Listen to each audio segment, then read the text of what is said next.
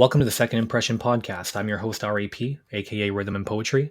Today's guest is an MP Productions producer and techno wizard. I'd like to welcome Bluelightfever.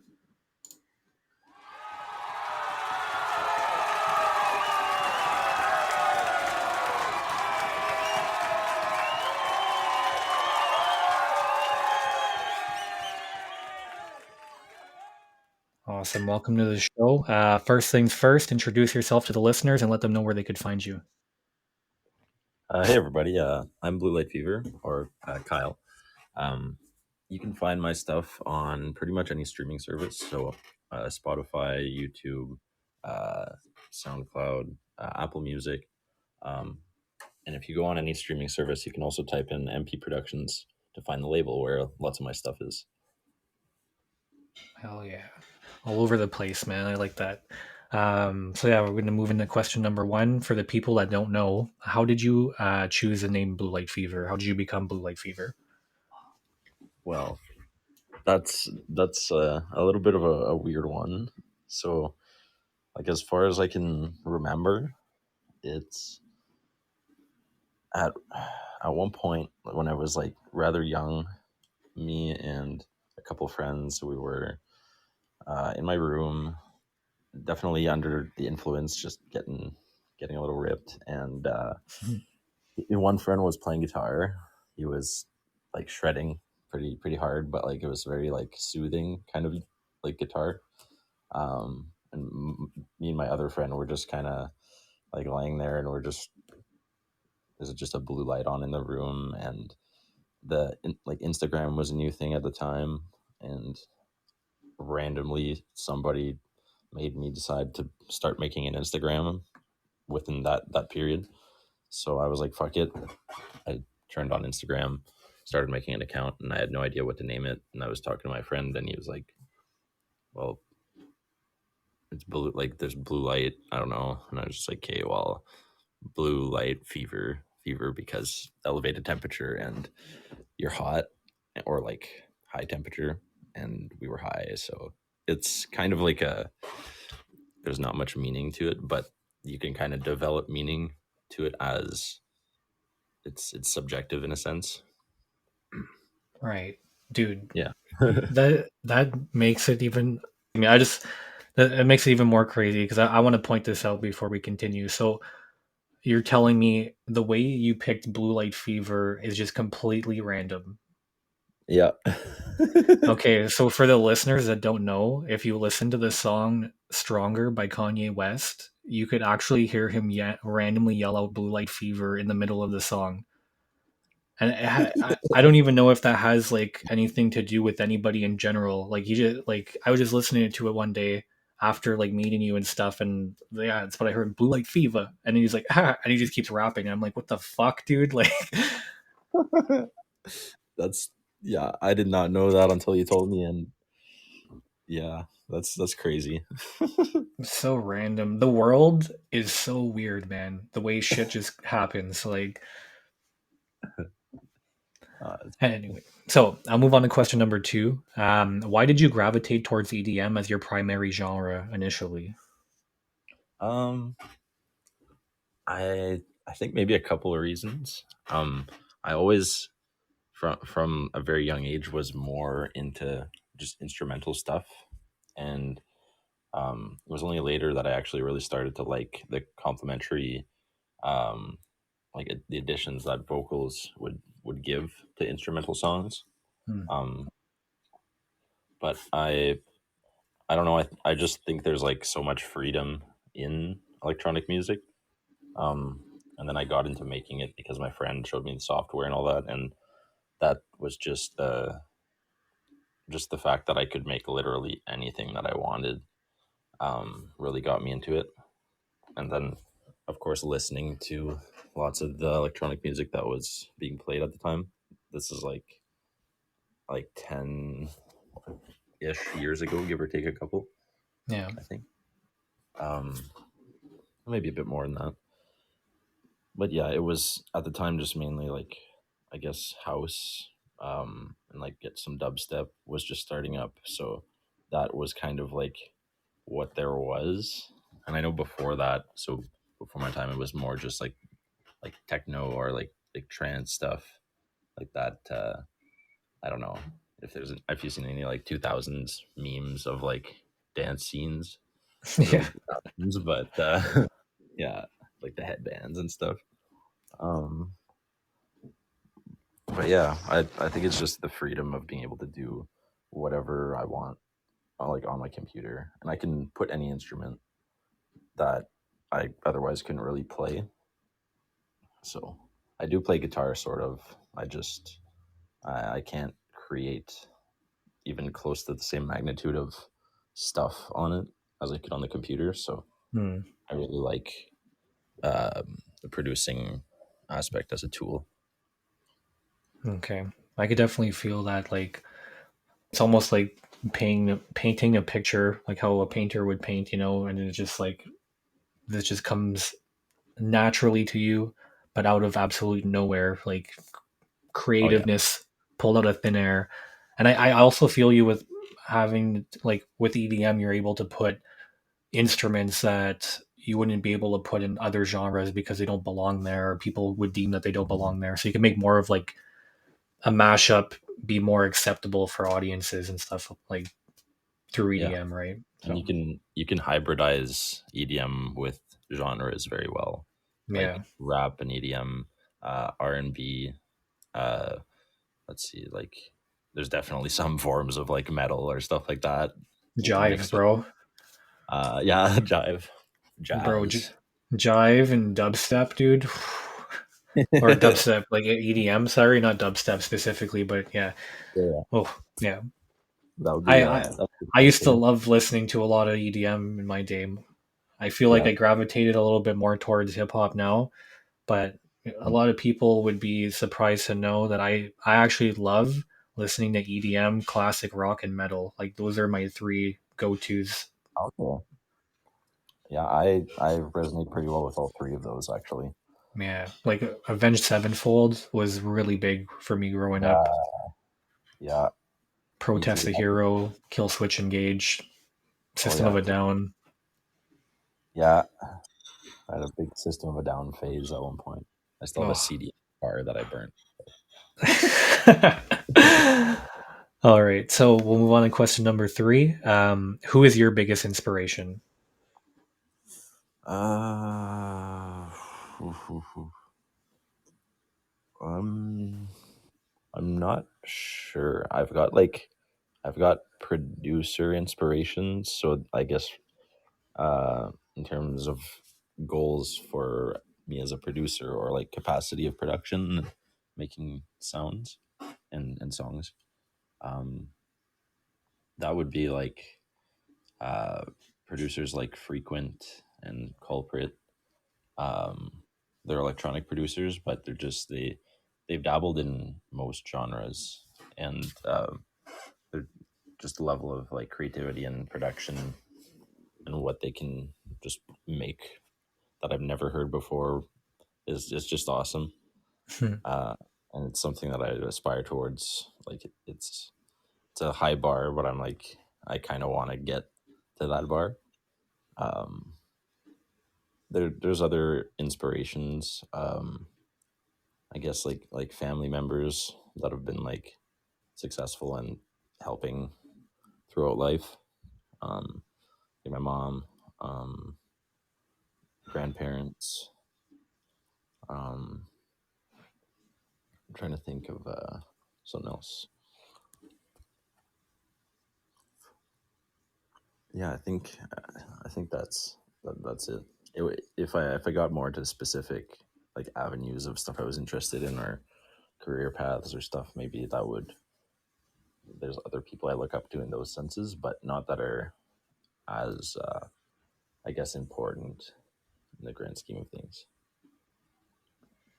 So basically what you're telling me is that whatever you have your sights on at the time, those inspirations like fluctuate from what you have your eyes set on, basically, right? Yeah, yeah. It's it's weird. Like I'm thinking about it now, and I don't usually. like I don't think about this often. It's actually a topic that I don't actually like. Like a like it's very relatable to music because I'll like listen to music and be like, wow, this is sick. Like how do you do this? And uh, as it's more consistent with one or more producers, they would become like figures of inspiration. But with other stuff, uh, maybe it's because I live in Sudbury and I'm just seeing more examples of stuff that I want to do better than or not do at Yeah. all. Yeah. Yeah, I could feel you on that. That's for sure, man. Yeah, but I'm sure there's a bit of that everywhere. Um, True. yeah. Bottom line, I guess, is just doing my own thing and making sure that like I'm satisfied with it and that I'm always improving. And then I don't compare myself to others as much. So that might tie into why I don't think about it as much. Yeah. Uh, and I compare myself to previous versions of myself the most. Well, that's one of So my favorite sayings is that you shouldn't try to be better than anybody else except for your past self. yeah, Yeah. yeah, that's truth. Very, very true. All right. So I'll move on to question number four. Where do most of your ideas come from? Like, what's your creative process if you could narrow it down? Hmm. Well, for me to be creative, I definitely have to not have anything requiring me to do it, like by a due date or anything. Well, Hmm. that's with the exception of it being like a music contest or something, because then that's my full focus. So the whole point is that I don't have something else distracting me from the project. And if I don't have anything distracting me, then I can just kind of get food, water, smoke, whatever, and then just sit down. Usually, I'll open up like Serum or one of the synthesizer plugins I'll use to just try and make a sound, and it'll usually start up with a bass or a melodic sound, and I'll develop that into some form of idea. Um, on rare occasions, I'm like, okay, I really want my drums to be pinpoint perfect, so I'll start with the drums, but Hmm. it's a bit harder to make something unique whenever I start with the drums. I find it easier to kind of throw drums on the sound that I make and then just subtly change the sound to work with the drums better and meld them together. Yeah, I never really thought about that until you just mentioned it, but like, I could imagine if you break it down mathematically, there's only so many drum patterns that could be actually used until you've used every single possible drum pattern. You know what I Yeah. mean? Oh yeah. Yeah, so I feel like being unique with your drum patterns is pretty hard when so much has already been done. Like we're already so far down the line of any type of genre, like even newer genres, we're already so years past since its conception that it has certain, not necessarily stereotypes, but like I don't know, ideas and ways that are specific towards certain genres and stuff. Hmm. Yeah. I definitely whenever I started producing was like noticing repetition and patterns, especially in EDM, because it's very the mainstream stuff is very repetitive and it's just known to be more plausible to our brain and it makes everyone just naturally like it more. So that's how it gets to be the most popular. But I liked trying to make weird drum patterns that I really liked because they would really like surprise my brain and stuff. And then it got to the point where it was just like stuff was getting too a little too complex. So Hmm. I kind of found a better balance of bringing in like just very simple but like clean and working with the right like panning, like so setting the room of like if the hat would be on the right side of the drum set it so it's coming more out of the right speaker by a percentage, stuff like that, and like subtle volume changes on the hits, just making a simple drum pattern sound really crisp is what, well, after years I found that it's the same or actually better than making a really complex one that is just full but not completely accurate. Yeah, I feel like it would hit harder in a sense. Definitely. Hmm. All Yeah. right. So I'll move on to question number five. What one artist would you love to collaborate on a song with out of like anybody at all? Hmm. Um, mm, mm. There's, I'm gonna say Crispy Criz. It's an artist that I've actually been talking to here and there for the past couple of years. Um, he's on a label that I'm subscribed to, that they send me records and stuff and merch and whatnot. Um, and he's one of, I guess, one of my inspirations from music wise. Um, and he's Canadian, and he uses the same software as me, FL Studio. So that's a big point of inspiration. I started talking to him because I saw his videos on Facebook of him producing, and I was like, holy shit, you can do that kind of gross shit in FL. And I was like, wow, like how are you doing this? And from there on, we were kind of talking and sending each other stuff, and yeah, so definitely making a collaboration with him would be awesome. I feel like I'd learn a lot, and it would probably end up being a sick tune.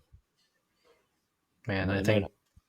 I think it's a dope answer for two reasons. Number one, for because you're already in talks with the guy, like you could already talk to him, to a certain extent, and also because he's a Canadian boy, man. I gotta appreciate that.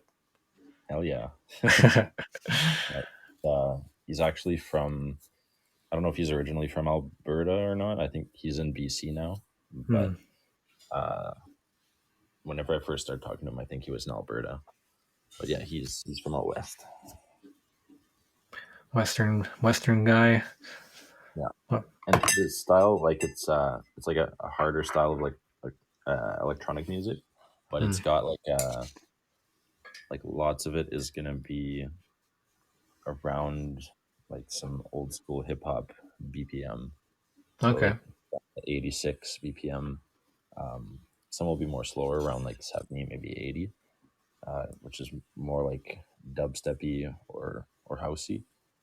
Um, but there's some that are, yeah, very like people could rap over them, I would say. It's it's pretty pretty cool. dope. It's it's, uh, it's not only like a genre that I'm really into, and I work on making stuff like that myself sometimes, but Hmm. it's applicable to rap, which is cool. Like the more I can make intricate, crazy EDM beats, the more I can make it more subtle into a rap beat that has room for vocals. Yeah, So yeah. true. All right, so I'll move on to the final question of the interview. What's your plan for your future in music right now? Um, Honestly, just make sure that I can keep working on stuff while balancing school out and work. And as long as I don't uh, like slack in one of them, don't start missing shifts or due dates or stop making music, then I think I'm good. And then at one point, I'm gonna have more time to do one or the other, um, or more time to do music because of school taking a break or whatnot. Hmm. So yeah, I think I just want to pump out a lot more stuff and stay consistent with the production quality. I've been working like pretty hard to get the mix downs proper. Hmm. Um, and yeah, I think it's getting better. So yeah, Well, really just improvement and consistency. I'm definitely excited to hear some more stuff from you in the future. I love all the beats that you make. I love not hearing anything and then literally Buddha is like, "Yo, check this out," and it just sends me a beat. It's like, "Yeah, Kyle made that." I'm like, "Bro, what the fuck, dude?" I love, and I think I've talked to other people about this about you before, and I really like how you came from an EDM background into doing some hip hop stuff because I find a lot of the transitions that you do in the songs that you make are very unique, and I really like. I'm like, yeah, that's a Blue Light Fever song right there, dog. I appreciate that. That's I like that. All Thank right, you. well, Quiz. hopefully that got you guys to know our man Kyle slash Blue Light Fever a little bit more. Now we're going to be moving on to the quiz the whiz portion of the show. So essentially, if you guys haven't experienced this portion of the show before every show, we get three categories from our guest, and then we make a little quiz show for them. So our three categories today are music production, brain function, and Sudbury, Ontario, not in the U.S. Sudbury, Ontario. Hey, so okay, wait, give me a sec here. Let me make sure I didn't write this. Sudbury. Okay, I didn't write that down. Okay, so I actually wanted to add this fun Okay. fact. So for people that are going to listen or that end up listening that are from Sudbury, so do you know where Sudbury got its name from? Hmm.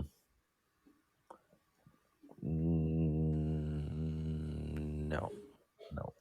So the gentleman, I forget his name, but the gentleman that founded the city of Sudbury, um, his wife was from Sudbury, England or UK or whatever. Like it's a place in the UK, and Oh. it was named after his wife's village where she grew up. Oh. Okay. That's pretty random. Yeah. Damn. Pretty random. All right. Well, So, how confident are you today for this quiz? I'm gonna give myself a 7.5. Okay, that's good. It's good. Cool. So we'll go move on to question number one. So this is a music production question. What does DAW stand for in music production? So a DAW is a digital audio workplace. Is that your final answer? Yeah. Oof. Well, I'm not gonna give you a buzzer or an ooh or whatever, but I think you might be spot on with how much you think you're gonna get for your thing. Because I'm gonna have to give you a half point because it's a digital audio Ah. workstation is what it's called. Ah. Damn it. So you Close. already got that half point. So now you just got to get seven questions right. Okay. So I mean, technically, we're off to a good start here. All right, so we'll move on to question number two. This is a brain function question. So before the show, I already apologized to Kyle if I butcher any of the pronunciations of these words, but I'm going to try my hardest. All good. So yeah, it's a brain function question. So question two, the part of the brain that controls emotional experience is A, the pyometer, B, the hypothalamus, C, the medulla oblongata, or D, the limbic system. Um, I'm going to say the limbic system. Is that your final answer? Yeah. That is correct. Nice. It is the Uh, limbic system that controls emotional experience. Hey nice. man, putting this quiz together, I learned a lot of shit about myself I didn't know. Yeah, that's one of the things I like the most about neuroscience. That's for sure. Is the Dope. random mind things. So we'll move on to question number three. This is a true or false question. Sudbury is home to a major geological structure in Ontario, Canada called the Sudbury Basin, which is the third largest crater on Earth as well as one of the oldest. Is that true or false? I'm gonna say true. Is that your final answer? Yeah. That is correct. It is true. So yeah, I found out. So the place where we are from is Sudbury, Ontario, Canada. Y'all could Google this if you want later on. Um, it is one of the largest nickel deposits in the entire world. So it's where most of the nickel comes from. It was caused by a meteor that smashed into the freaking Earth. Okay. And it's the third largest crater on Earth, as well as one of the oldest. So it's like one of the oldest freaking craters on the planet on this planet is Sudbury, Ontario. Wow. We're one of the biggest holes on the earth. Exactly, dude. When I was putting this quiz together, when I grew up in Sudbury, my fucking best friend used to tell me, he's like, "Yo, we live in a crater. This place is a hole." And I'm like, I always thought he just meant like, this place sucks ass. But dude, like he's metaphorically correct and factually correct at the same fucking time. Oh man. Oh. It's funny. Anyway, we'll move on to question number 4. This goes back to music production. Who is considered as the best producer on the Billboard chart list? Hmm. Hmm.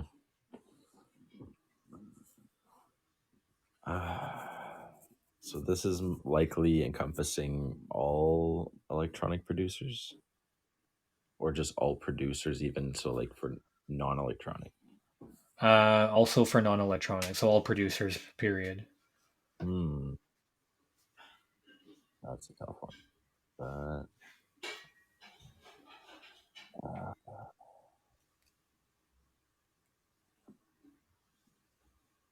okay, this is probably. No, it definitely isn't him. Uh, Best producer.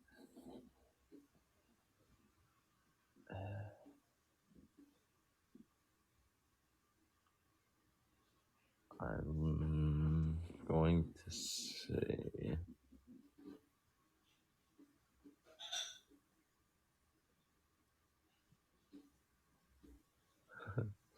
Okay, I don't know this one, so my guess is Hans Zimmer. Is that your final answer? Yeah. Hmm. Unfortunately, that's incorrect. The person who is considered as the best producer on the Billboard chart list would be a guy that goes by the name of Max Martin. This guy is responsible Oh, for most of Britney Spears' songs, Ariana Grande, The Weeknd, and Sync, and is, I believe, the one who produced Taylor Swift's debut album as well. okay. Yeah, Shit. that man is considered as the best producer on the Billboard chart list. He has more songs that have reached number one or top 10 than any other producer in the world. Oh wow. That's yeah. Man, That's interesting. Wow. man's crazy. All right, so we'll move on to. I was about to say song number 5, but we'll move on to question number 5. So this goes back to brain function. The web-like membrane between the outer and inner meninges. All right, I'll bring this back. The web-like membrane between the outer and inner meninges is called the A. Dura matter, B. Gray matter, C. Arachnoid matter, or B. Ventricle. What's the answer? It's the I think it's the arachnoid matter. That's your final answer?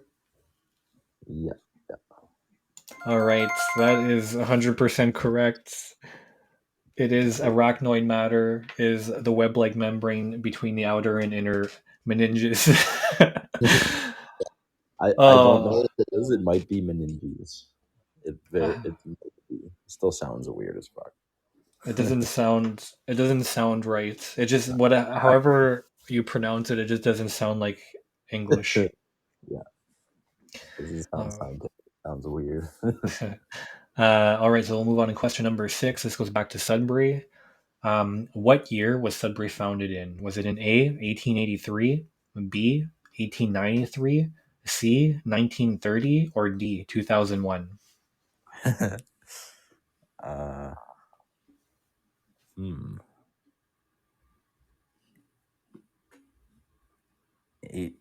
1893.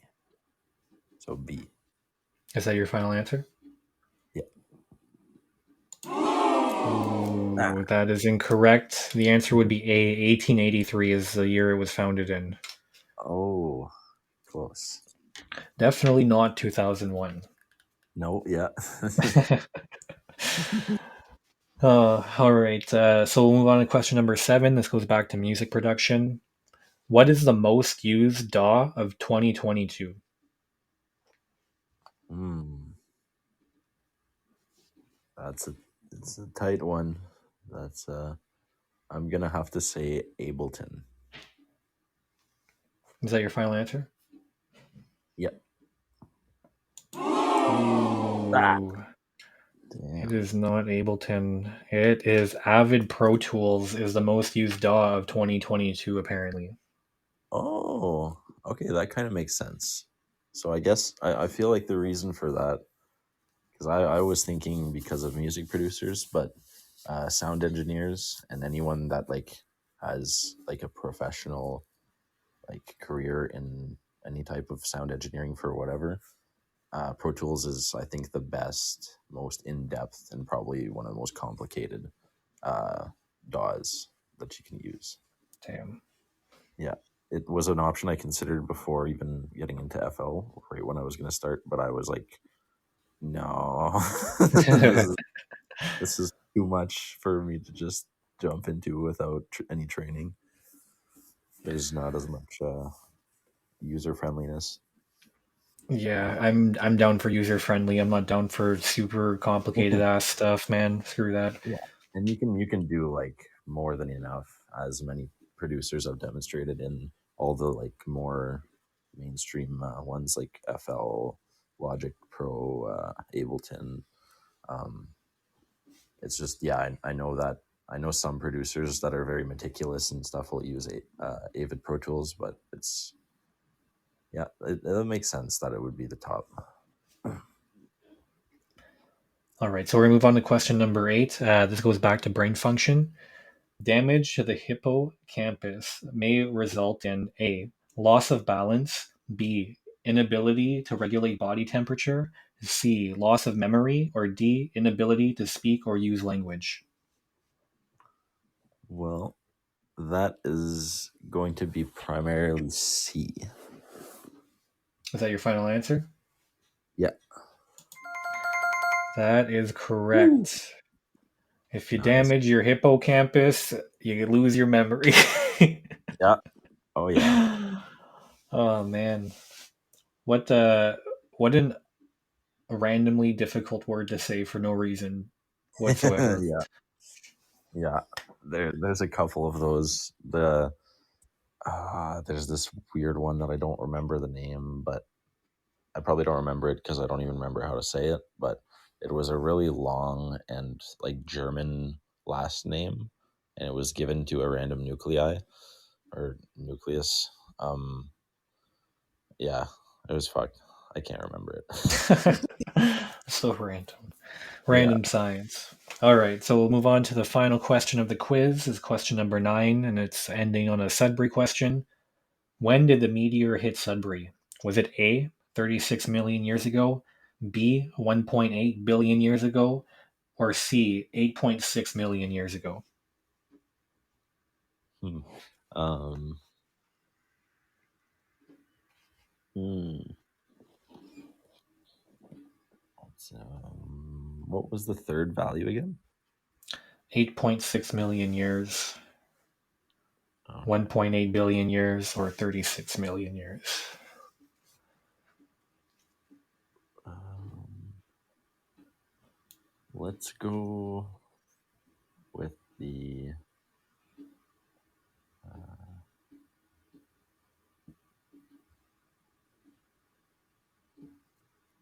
1.3 billion. So One B. 1.8? Oh yeah, 1.8. Yeah, 1.8 billion. That's your final answer? Yeah. Oh, that's correct, my Wow. friend. Holy shit. I You got it. So yeah, take a the for that meteor one. that we were talking about earlier that hit Sudbury hit the planet 1.8 billion years ago. Nice.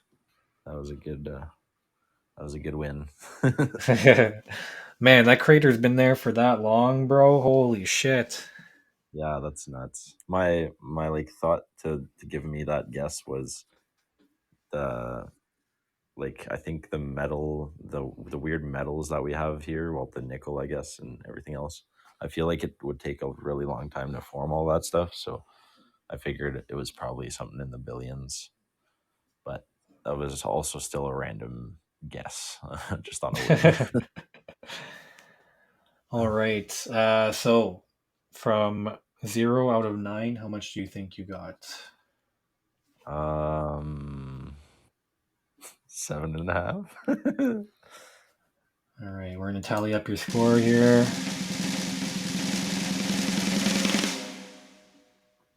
You got 5.5. Wishful. Five and a half. Hey man, the thing is that you stay dedicated to that half point. You got it right off the freaking bat, dude. Yeah, that's funny. So I don't know why. that's still impressive. You were half right, Yep. and you were Very. over 50%. So that's good. That's a passing grade. Yeah. Nice. All right, so that concludes the quiz the whiz portion of our show. We're going to take a quick break and listen to a track by our guest. This is Things by Blue Light Fever. Let's check it out.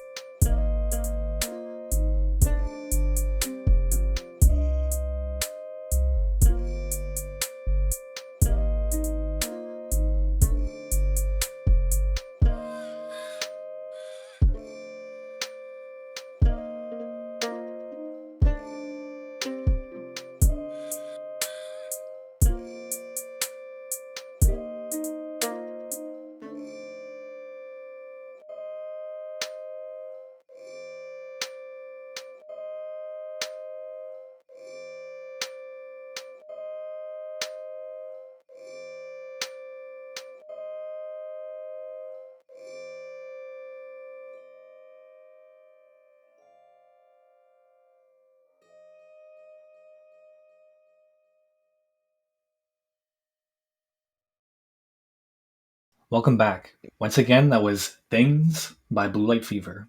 Our next segment is called Do You Remember? For you guys who never experienced this part of the show, before every show, we get a topic from our guest and we get that to basically start off our discussion. Usually it's a throwback topic, so today's topic chosen by Blue Light Fever is Pokemon. Pokemon. Hey, Pokemon. Freaking pocket monsters, man. Oh yeah. So, do you have any fond memories of playing Pokemon as a child? I know that as a kid I never really got into playing the actual game. It was like collect the cards or do whatever the heck I was doing with them, just have them, put them in different piles, different colors, different types and stuff.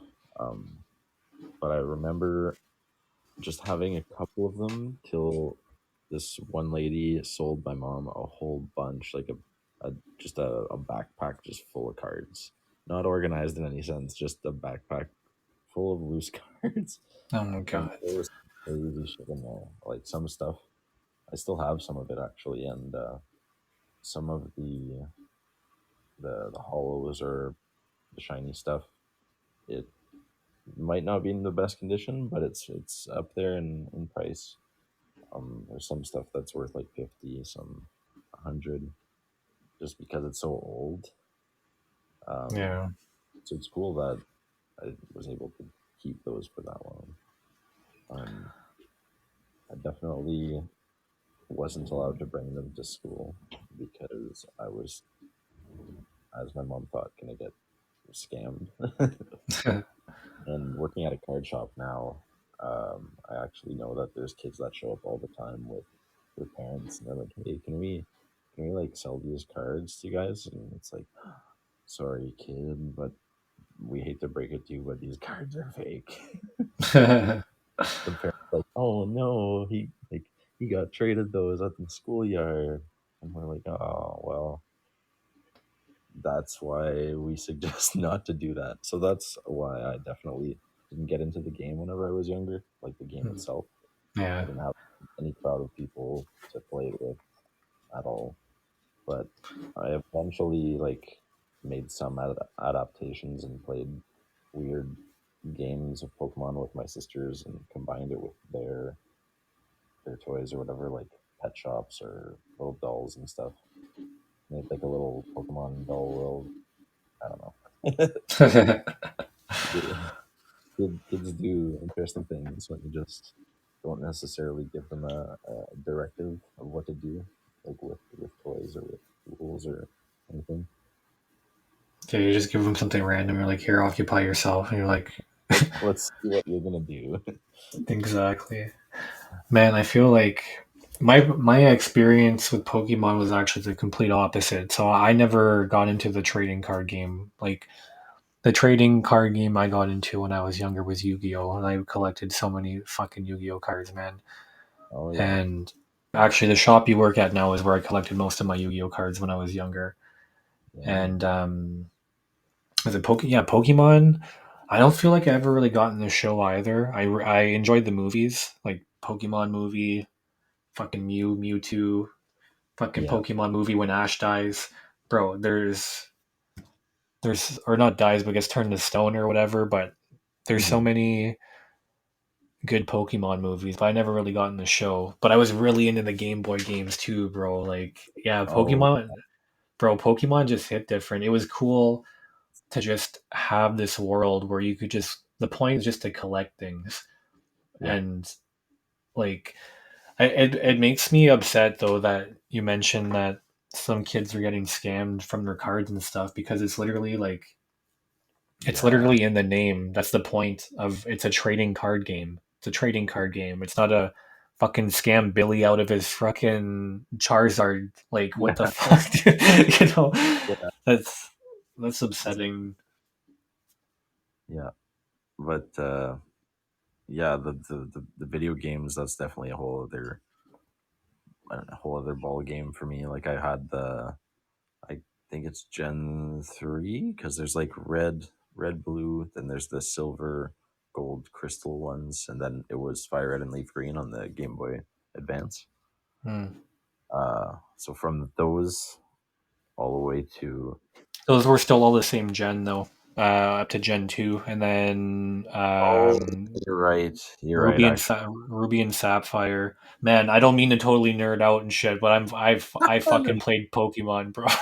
But Yeah, yeah, no, Ruby and Sapphire is actually Gen 3 of the Pokemon. okay. So I started in like late Gen 2 then, and I ended in um I guess platinum.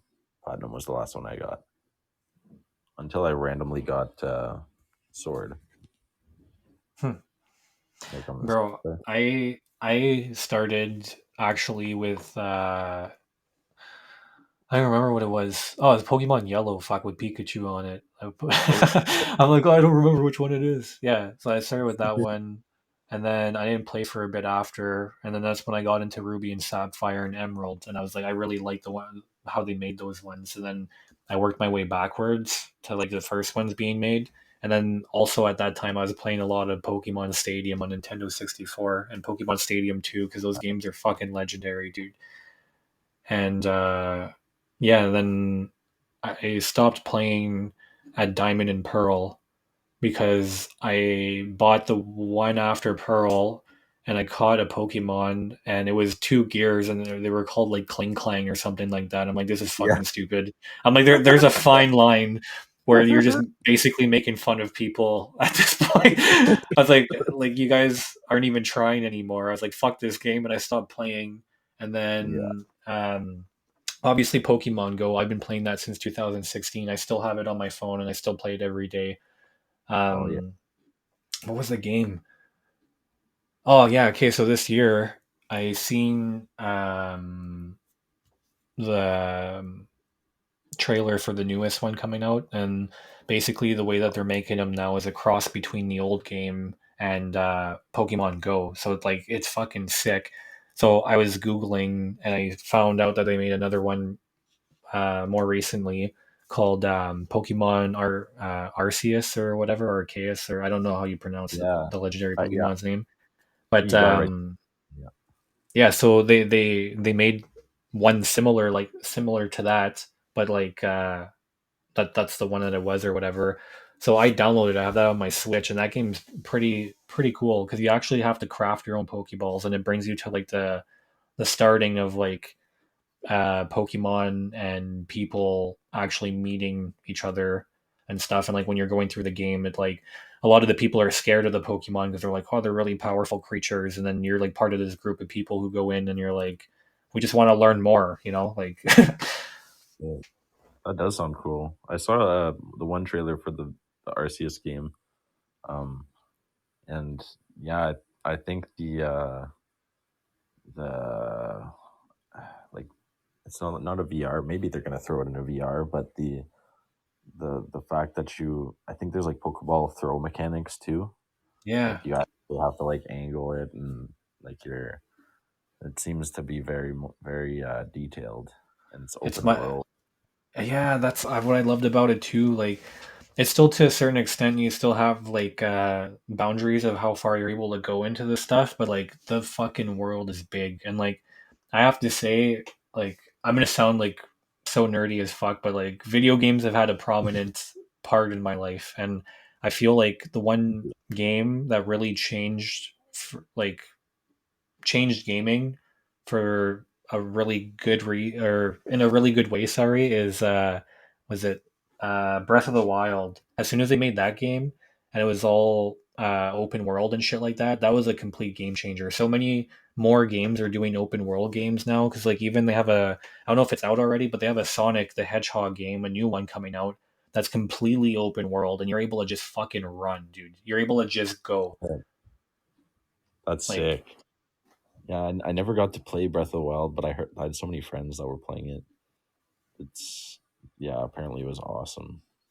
I unfortunately didn't get into it either, to be honest with you, because I was man, there's just too many games in the world to be honest. But Yeah, um, just seeing the videos, like some YouTube videos I watch sometimes, like yeah, the open world changed a lot of stuff. The way they did the graphics and shit, like bro, the yeah. graphics are on a whole other level, and like bro, it's mostly the open world, I think, because that opened, ironically, that opened a whole new world for open world games. Yeah, yeah.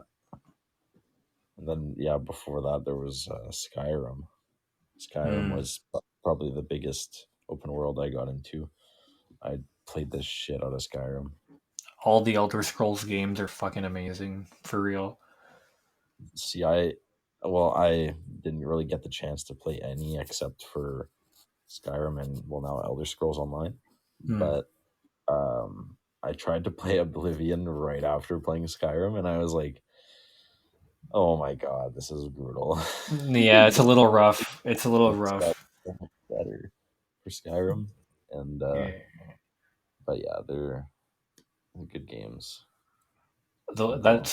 that's a series that you definitely can't work backwards through because, Yeah. bro, I'm telling you, you play if you start off with Skyrim, you play Skyrim, and then you go play Morrowind, bro, you probably won't even play Skyrim ever again. You'd be like, what the fuck are these guys doing? Like, Shit.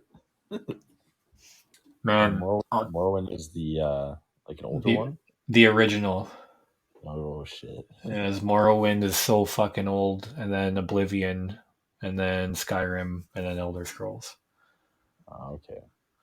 Oh, well, Yeah. Elder Scrolls Online. Sorry, Shit.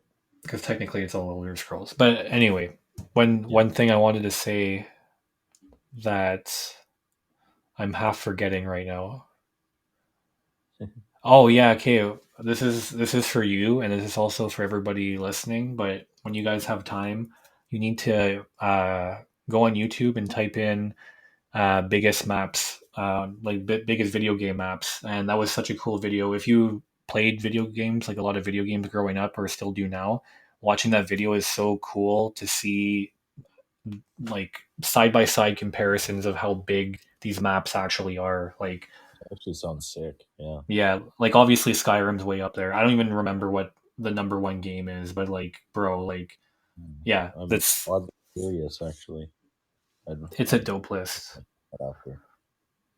Honestly, I've been extremely fascinated with I forget. I think the YouTube channel is called like Metal Ball Gaming or something like that, and they just make a lot of videos of. It's like Metal Ball Studio. It's Metal Ball something, but anyway, they make a lot of videos of like size comparisons. So of um like different spaceships in Star Wars, Pokemon sizes too. Actually, they did that too. Building sizes, fictional and non-fictional, sizes of explosions. So like, they even did one of like nukes. Like if you actually see like reels or TikToks and stuff of like people watching those videos of like size comparisons of stuff, it's usually that YouTube channel that makes those. Shit. So I'm probably gonna find a bunch of gold.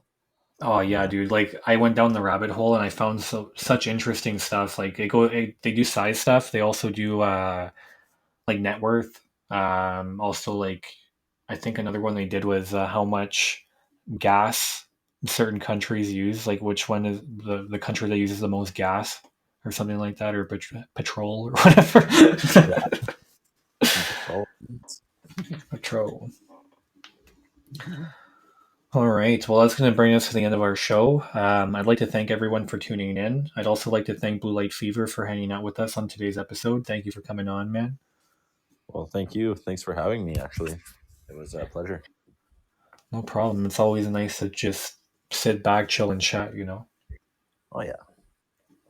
All right. Well, tune in next week to the Second Impression podcast and chill with me, R.A.P, and our new guest. Good night, everyone. See you later.